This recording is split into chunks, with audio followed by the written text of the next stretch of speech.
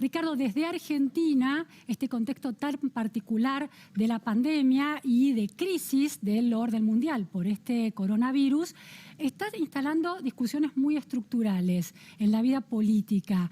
Y hay cierta parte de la opinión pública, sobre todo muy vinculada con el oficialismo, con el kirchnerismo, que cuestiona de fondo una especie de orden mundial, de un capitalismo inequitativo en el que el Estado debe estar presente. ¿Cuán presente tiene que estar ese Estado? ¿Hasta qué punto? ¿Y cómo ha estado presente en Venezuela y cuál fue su efecto? Bueno, yo creo que la relación entre el Estado y el resto de la economía, una economía sana, es una relación muy complementaria. Se necesitan los unos a los otros. Es decir, yo en el mercado puedo salir a comprarme un automóvil, pero las carreteras, las autopistas, los semáforos, los fiscales de tránsito, todo eso son actividades que las provee el Estado, de modo que mi automóvil no es útil si el Estado no le pone los bienes públicos que son complementarios al uso del automóvil.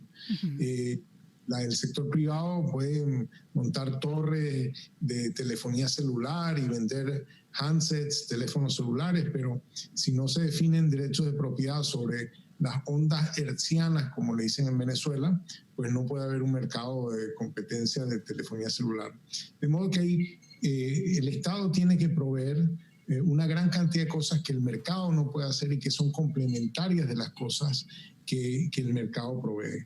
El problema surge cuando el Estado no hace las cosas que el Estado tiene que hacer y pretende sustituir las cosas que la sociedad puede hacer sin necesidad de intervención del Estado. Por ejemplo, ¿cuáles serían esas cosas? Bueno, de las cosas que pasó en Venezuela es que, en primer lugar, expropiaron a diestra y siniestra cualquier cantidad de cosas, como 10 millones de hectáreas de tierras agrícolas, el sector acero, el sector cemento, supermercados, empresas lácteas,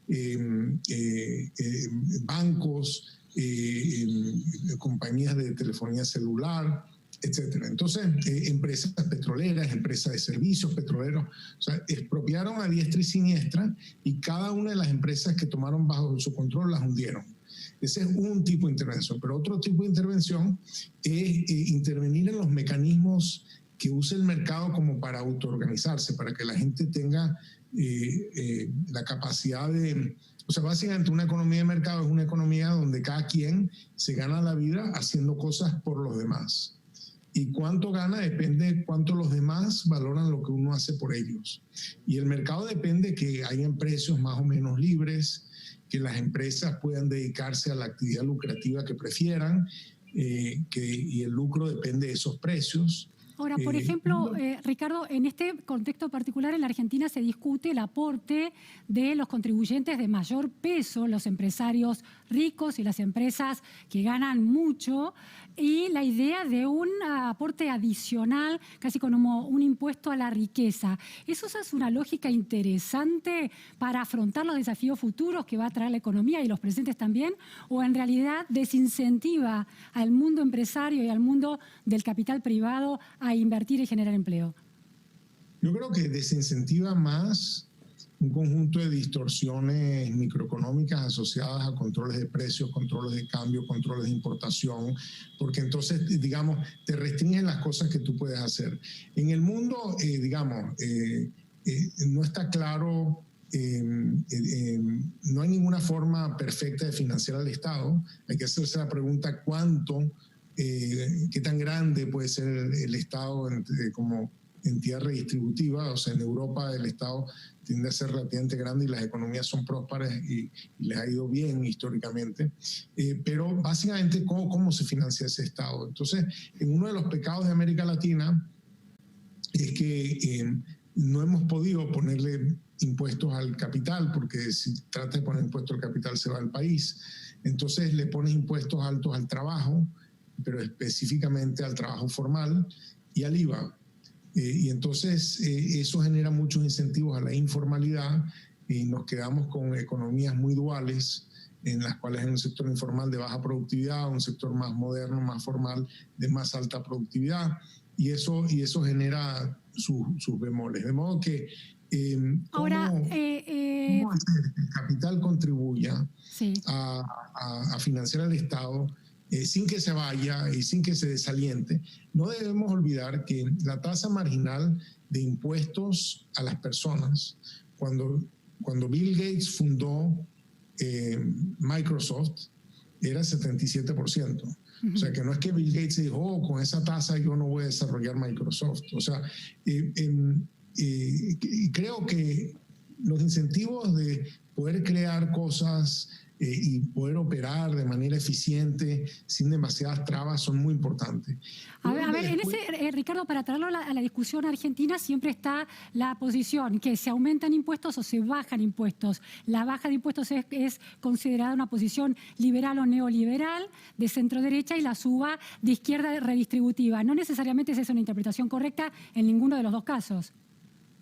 Mira, yo creo que el primer tema es, ustedes tienen un déficit fiscal no financiado adecuadamente, lo están financiando con emisión monetaria, eso se está traduciendo en un diferencial cambiario muy grande, creciente, para que eso no se traduzca en inflación.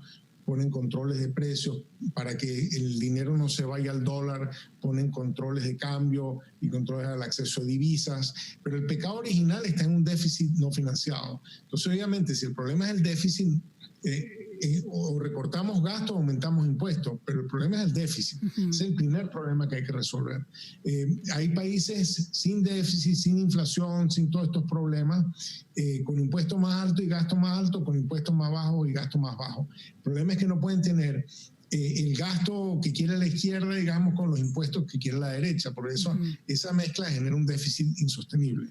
Ahora, ustedes están en una situación macroeconómica difícil, insostenible, y el temor a esa situación macroeconómica es el principal problema que tienen encima. El tema de la deuda es un tema clave. Usted fue firmante de la carta impulsada por Joseph Stiglitz, el premio Nobel, bueno, un hombre muy cercano al ministro de Economía, Martín Guzmán, que alentaba una resolución positiva en términos de la sustentabilidad de la deuda a futuro. Ahora, hay una discusión sobre si los acreedores funcionan con una lógica muy egoísta y deberían considerar las condiciones de la Argentina y del pueblo argentino.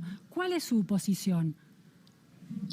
Mira, los acreedores invirtieron en la Argentina pensando que les iba a ir bien y si les iba a ir bien y si a la Argentina hubiese ido bien, hubiesen ganado mucho dinero, etcétera. No, a la Argentina no le fue bien. Hay mucha gente que perdió mucho en la Argentina, han tenido ya varios años de recesión. Este año entiendo que el producto va a caer bastante por encima del 10%. O sea, hay mucha gente que ha perdido mucho. La pregunta es si en estas circunstancias los tenedores de activos financieros deben perder algo o no deben perder nada. En algunos países, como el caso de Chile, Perú, Colombia,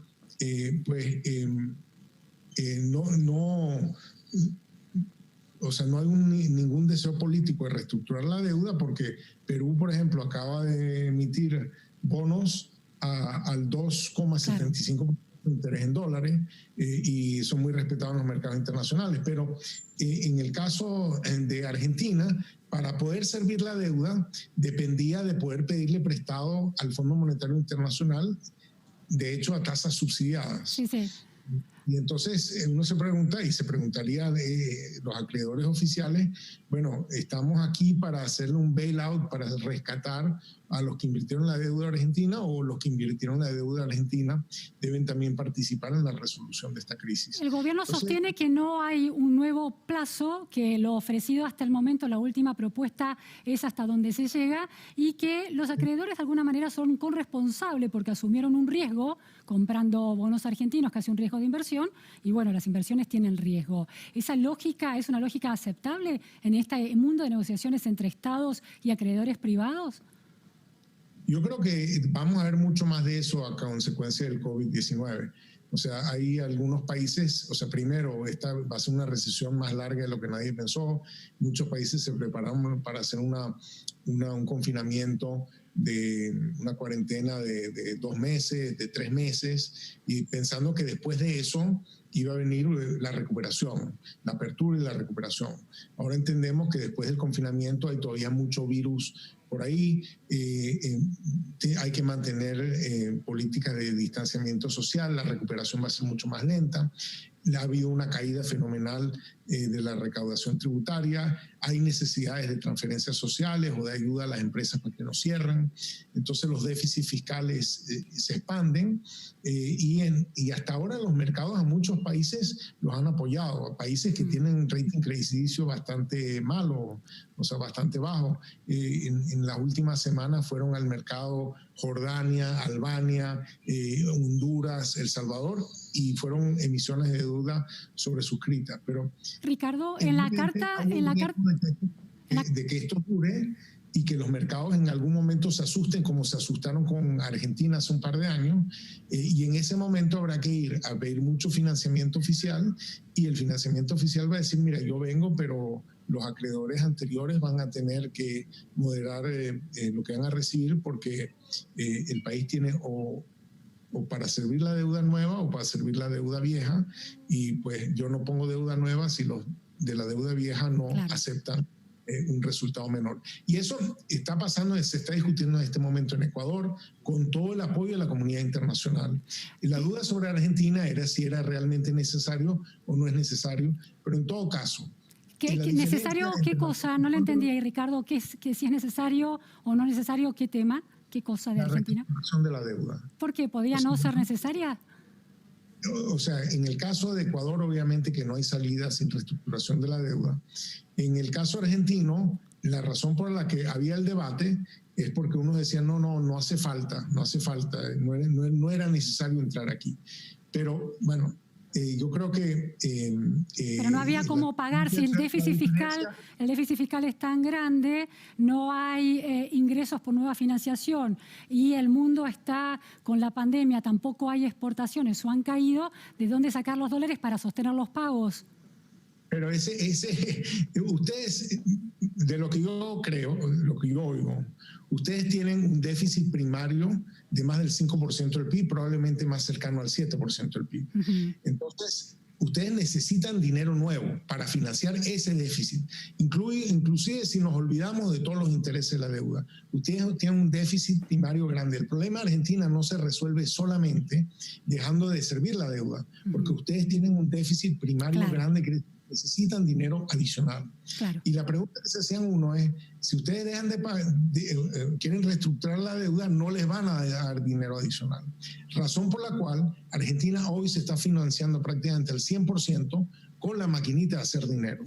Y esa situación es la que genera la fragilidad y la necesidad de otros controles. Ese es el pecado original de ustedes. Lo que van a resolver con la reestructuración de deuda no es suficiente para financiar este año y el que viene. Última pregunta, Ricardo, en función de intentar financiar este año y el que viene, si se resuelve el tema de la deuda, se da otro debate que es una política económica enfocada y una matriz productiva enfocada en el mercado interno o en el mercado externo, y otra vez el caballito de batalla de la sustitución de importaciones. ¿Cuál es su mirada? Bueno, mira, yo creo que, de nuevo, el problema que ustedes tienen es fiscal y no estrategia de crecimiento. Creo que tienen, si fuera yo buscaría una estrategia de crecimiento más centrada en las oportunidades que tiene el país afuera. Creo que siempre Argentina se ha manejado con demasiado temor al resto del mundo y no ha aprovechado las oportunidades que puede tener en el resto del mundo. Es el único país que yo conozco que le pone impuestos a la exportación agrícola, pero eso es a su vez por razones de esta situación fiscal que ustedes tienen. La sustitución de importaciones no es una solución al problema fiscal que ustedes tienen. Y el problema fiscal que ustedes tienen no se puede resolver ni con sustitución de importaciones ni con controles de precios. Y mientras no resuelvan ese problema, no van a ver vía, y tampoco lo van a resolver con reestructuración de deuda porque tienen un déficit primario muy, muy grande. última pregunta en relación a esta respuesta. Ricardo, Venezuela con la política chavista inicial de sustitución de importaciones, ¿qué efectos colaterales tuvo en la economía venezolana? En Venezuela no hicieron sustitución de importaciones. En Venezuela lo que hicieron fue destruir el aparato productivo en el momento en que el precio del petróleo estaba alto, y como si eso no era suficiente, se endeudaron como locos en el exterior y destruyeron el sector agrícola, destruyeron el sector manufacturero, destruyeron el sector Y lo que privado. consumía se trajo por importaciones, entonces. Se trajo por importaciones. O sea, Venezuela durante el boom petrolero se dedicó a expropiar, no a incentivar la producción doméstica, a expropiar y a destruir lo expropiado. Bien. De modo que no es el tema, yo no creo que la sustitución de importaciones sea un impulso de patas largas para la Argentina, pero es el tipo de círculo vicioso en el que no creen que tienen posibilidades en el mundo. Se cierran ante el mundo, no tienen suficientes divisas, emiten demasiados pesos, los pesos tratan de convertirse en dólares, prohíben eso y entonces tratan de ahorrarse los dólares con sustitución de importación. Y hay una idea de que con el mercado interno alcanza y se logra mayor soberanía económica e inclusive alimentaria. Mira, Argentina depende de maquinaria, de tecnología, de insumos que se producen en el resto del mundo y que no saben producir en Argentina. Como no se sabe producir la mayoría de las cosas en la mayoría de los países, porque dependen del comercio internacional. Claro. Argentina ya tiene un nivel de importaciones bajísimo y eso le impide aprovechar todas las oportunidades tecnológicas que el mundo está generando. Bien. Muy interesante. Muchísimas gracias, Ricardo Haussmann, por esta